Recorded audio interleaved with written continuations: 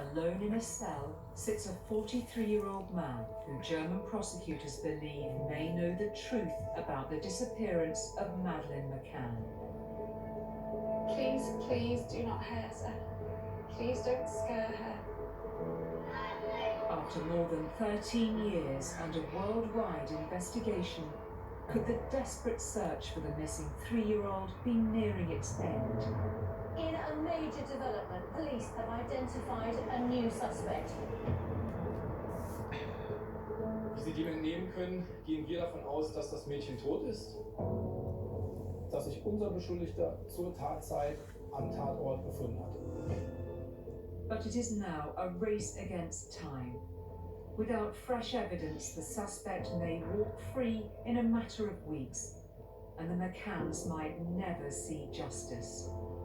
To solve this case, you need a body, witnesses, or a confession. Tonight we investigate claims of failure and missed opportunities that have plagued the inquiry into Madeleine's disappearance. How are we going to stop this happening again? What are we going to learn? If a child went missing on a beach in Europe this summer in 2020, what would be done differently? And ask how this man was allowed to go undetected for so long. I really hope that someday in our lives we can know what happened to Madeleine McCann. But if we don't, the fault of all this is because they didn't do the proper job at the right time. There's a missing child still out there. We need action for Madeleine's sake.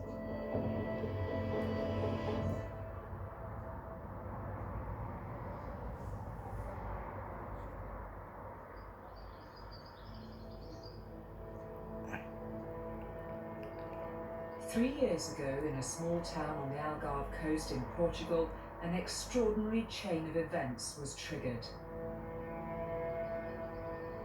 É a primeira vez que estou aqui em 3 anos. Não tive mais aqui. Nelia Brás was at a party in a park in Messinas.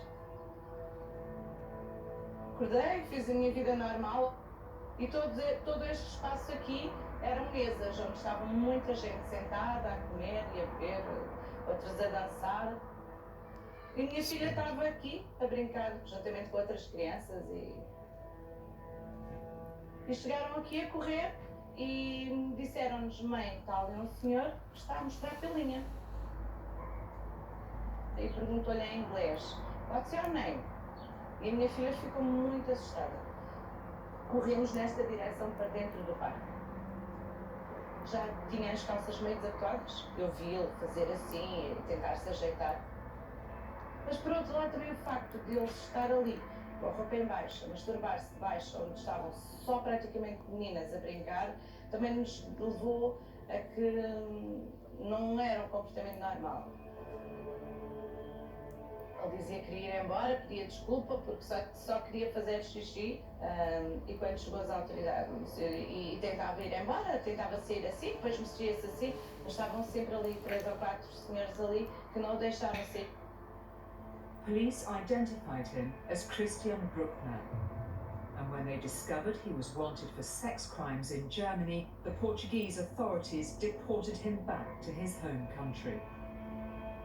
Ele esteve ali com a minha filha, falou com a minha filha, poderia ter agarrado a minha filha e ter levado aqui para fora. A convicted child abuser, he is now the prime suspect in the disappearance of Madeleine McCann. But why did it take so long to connect him?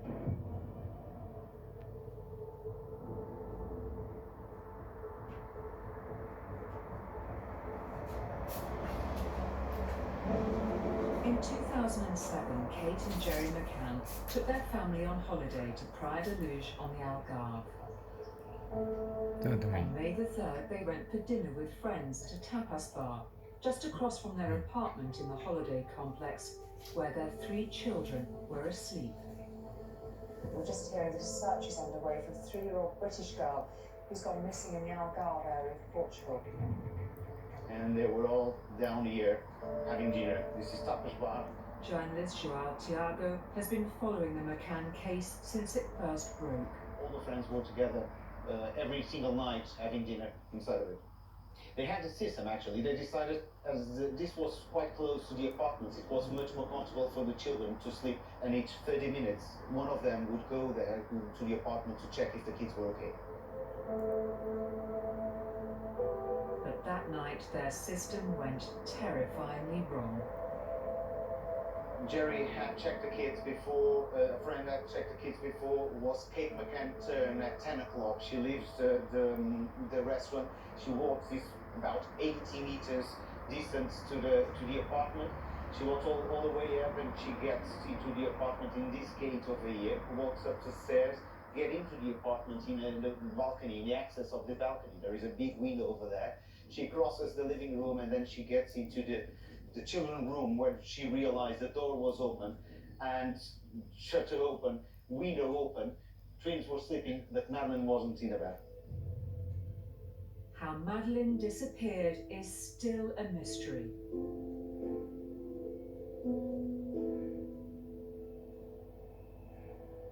I heard that the British child was missing, that the Portuguese authorities didn't have a clue where she could be. Sandra Felgueiras was one of the first journalists to arrive on the scene.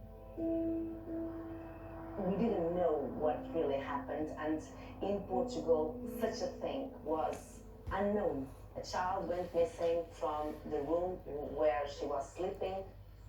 Looking back, I think that no one, neither the police, neither the journalists, were prepared for that. Please, if you have Madeleine, let her come home to her mummy, daddy, brother and sister.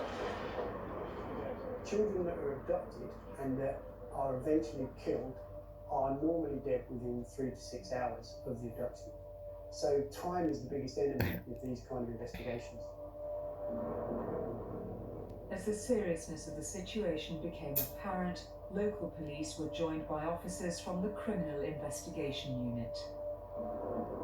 Good evening. It is 21 hours now since little Madeleine McCann went missing, and with every hour, the search for her becomes increasingly desperate. When you first get the call to these kind of investigations as a senior detective, what you're interested in is, have the basics been done? Has thorough search been carried out of the house-to-house investigations, speaking to the parents? In the early stages, you might have 200 decisions to make in the first day, but the really important ones are the first 20 or 25 that you make. Madeleine is a beautiful, bright, funny and caring little girl. She is so special. Please, please do not hurt her. Please don't scare her. Please tell us where to find her.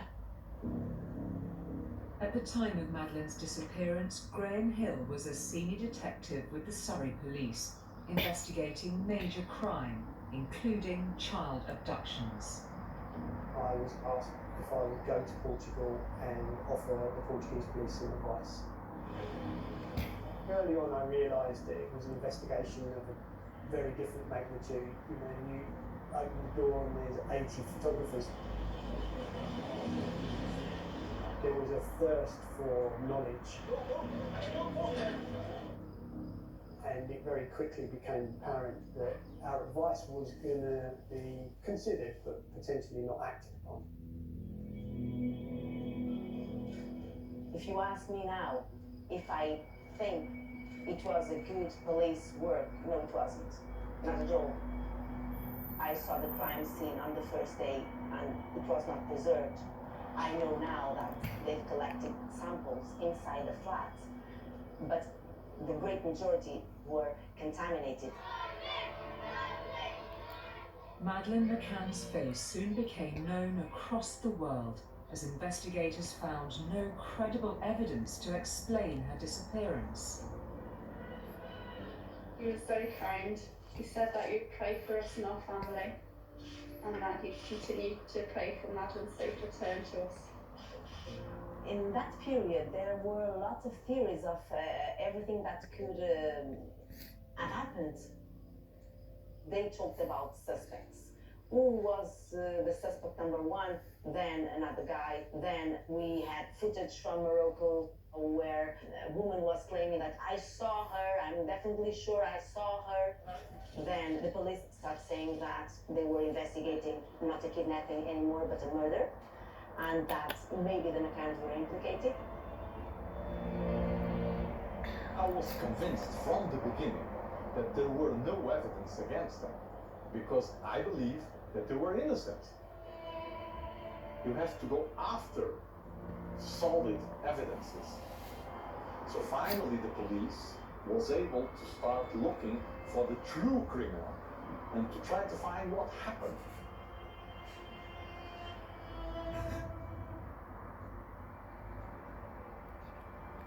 Despite international scrutiny of the ongoing investigation into Maddie's disappearance, it soon appeared to Graham Hill and to his superiors back in England that his assistance was unwelcome.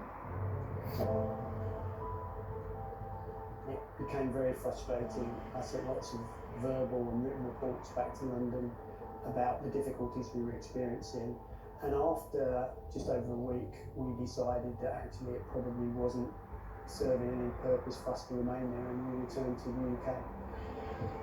But not before one vital piece of evidence was gathered by the Portuguese, a log of all phone calls that had been made in the area on the evening Madeleine vanished. The cell site analysis will tell you what phone numbers have used what particular masts in the area. And if those phones are registered to someone, it will give you the registered details of that person on that phone. There's all sorts of things you can do with cell site analysis.